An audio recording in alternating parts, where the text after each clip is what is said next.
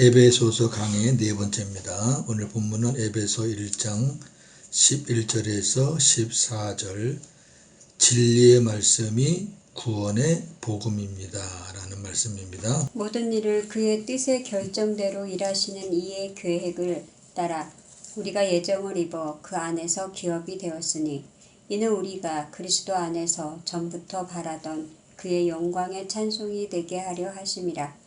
그 안에서 너희도 진리의 말씀 곧 너희의 구원의 복음을 듣고 그 안에서 또한 믿어 약속의 성령으로 인치심을 받았으니 이는 우리 기업의 보증이 되사 그 얻으신 것을 속량하시고 그의 영광을 찬송하게 하려 하심이라. 아멘. 오늘 말씀의 주제는 성도는 하나님의 영광을 찬송하는 자. 에베소서에 참 많이 나오는 내용입니다.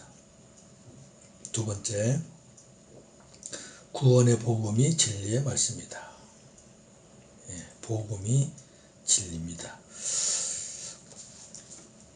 11절 12절 보니까 모든 일을 그의 뜻의 결정대로 일하시는 이의 계획을 따라 우리가 예정을 입어 그 안에서 기업이 되었으니 이는 우리가 그리스도 안에서 전부터 바라던 그의 영광의 찬송이 되게 하려 하심이라.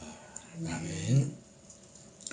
하나님은 모든 일을 자신의 뜻대로 결정하시는 분이십니다. 이를 신학적인 말로 하나님의 작정이라고 합니다. 우리가 그리스도 안에서 예정함을 입은 것과 또 기업, 상속자가 된 것도 다 하나님의 계획을 따라 된 것입니다. 하나님께서 이렇게 하신 이유는 우리로 하여금 그리스도 안에서 처음부터 소망하신 하나님의 영광을 찬송하게 하려는 것입니다. 무슨 말씀이냐면은 하나님이 이러한 계획을 세우시고 하나님의 계획 속에 들어오는 성도들로부터 그 영광의 찬송을 받으시려는 것이 하나님의 소망이었다고 말입니다. 예. 하나님은 찬송 받으시는 걸 참 좋아하세요. 사례 한 가지 묻겠습니다. 사례 한 가지 들면서 묻겠습니다. 잘 생각하고 대답하시면 좋겠습니다. 오늘 그 하나님의 결정대로 일하신다. 하나님의 어떤 절대 주권, 하나님의 작정, 하나님의 계획, 이러한 것의 사례를 하나 들겠습니다. 자, 이스라엘 백성들의 광야 생활은 오늘날 하나님을 믿는 자들의 삶의 모습입니다. 자, 그렇다면 광야에서 죽어 가나안 땅에 들어가지 못한 자들은 구원을 받았나요? 아니면 구원받지 못했나요? 잘 생각하시기 바랍니다. 불순종해서 가나안에 못 들어가고 죽은 사람들 많잖아요. 대부분. 자, 그들의 구원 문제입니다. 만약에 그들이 구원받지 못했다면 모세, 아론, 미리암 등 이스라엘 백성의 지도자들의 구원 문제는 어떻게 되나요?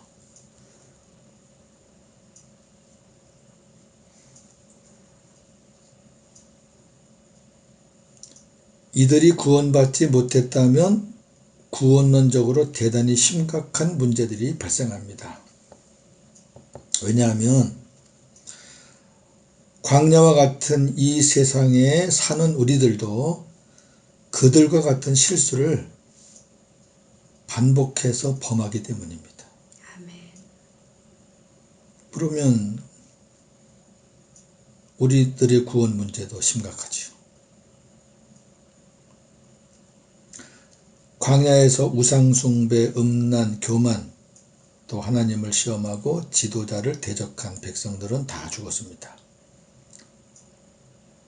중요한 것은 그럼에도 불구하고 하나님께서 약속하신 이스라엘 공동체는 가나안 땅에 다 들어갔다는 것입니다.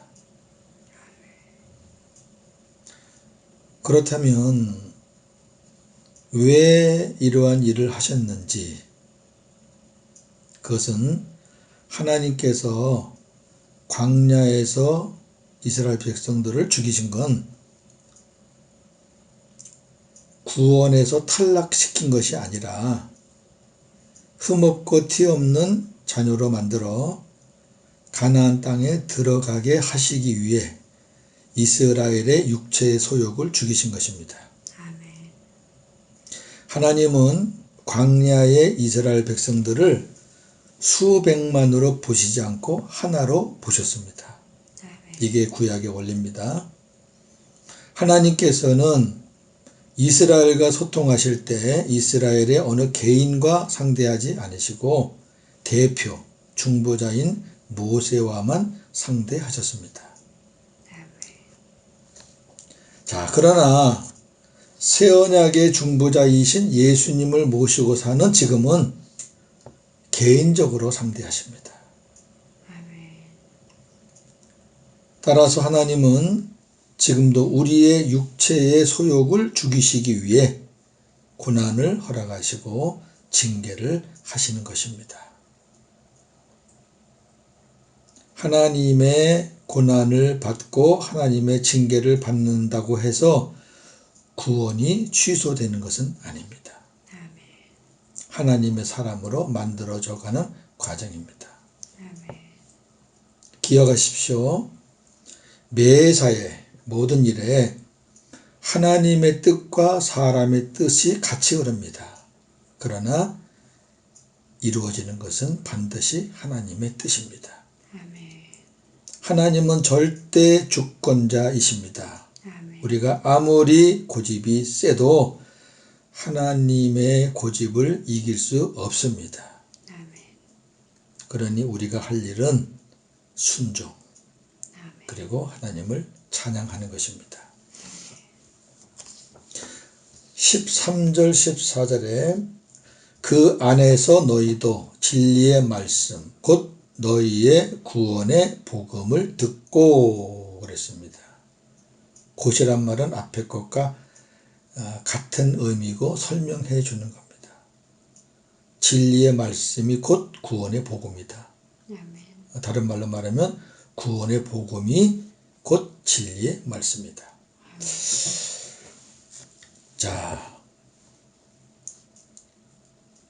우리도 그리스도 안에서 진리의 말씀, 곧 우리를 구원하는 복음을 듣고 그리스도를 믿음으로 약속하신 성령의 인치심을 받았습니다.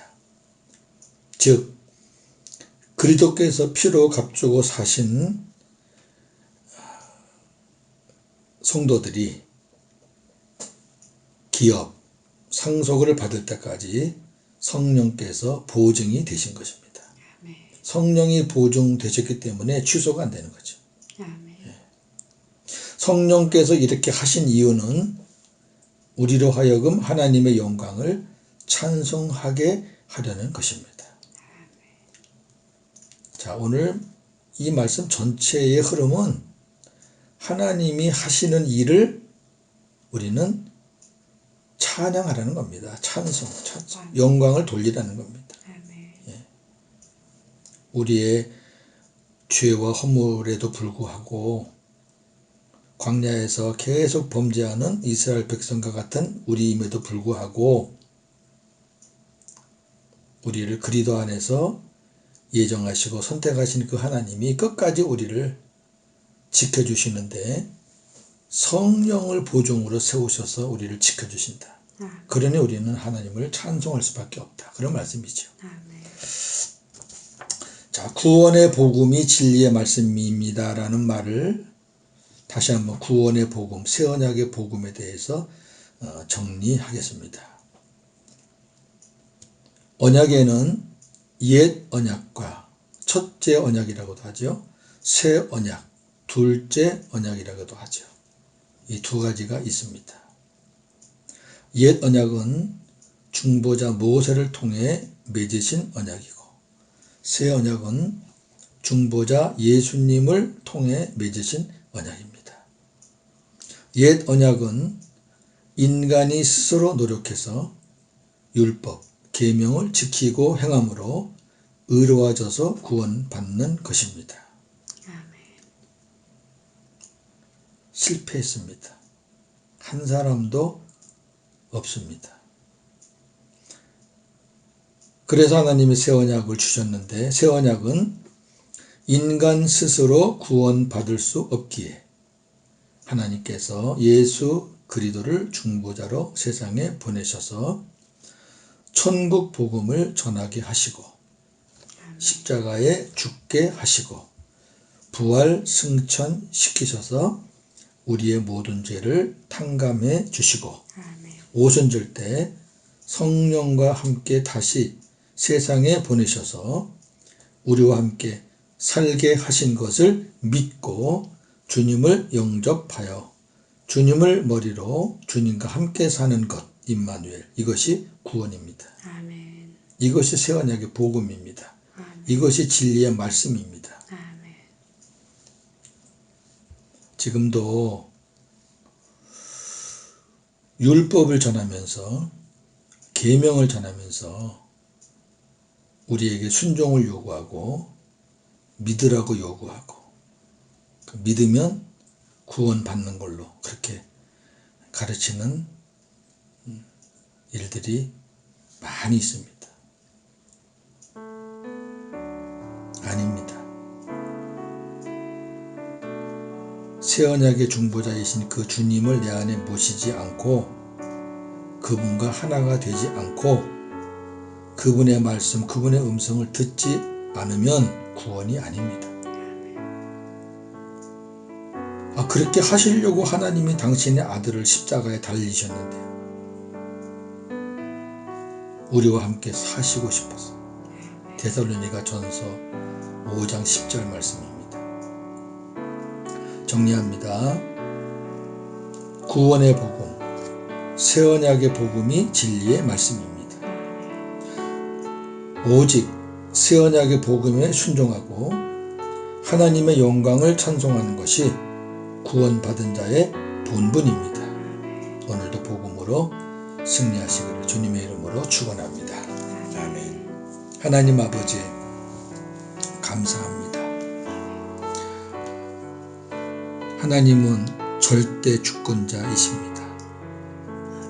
하나님의 뜻대로 결정하시고 그 결정하신 대로 일하시는 분이십니다. 그 하나님의 영원하신 계획에 따라 우리가 예정함을 입었고 하나님의 기업, 상속자가 되었습니다. 너무너무 감사합니다. 우리의 의지와는 상관없이 하나님의 은혜로 된 것이니 우리는 하나님의 영광을 찬송합니다.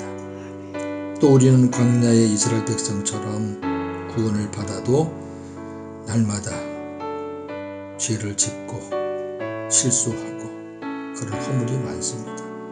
그럼에도 불구하고 끝까지 우리를 구원의 자녀로 지켜주시고 보증하시기 위해 성령님을 우리 안에 보내주시면 너무너무 감사합니다.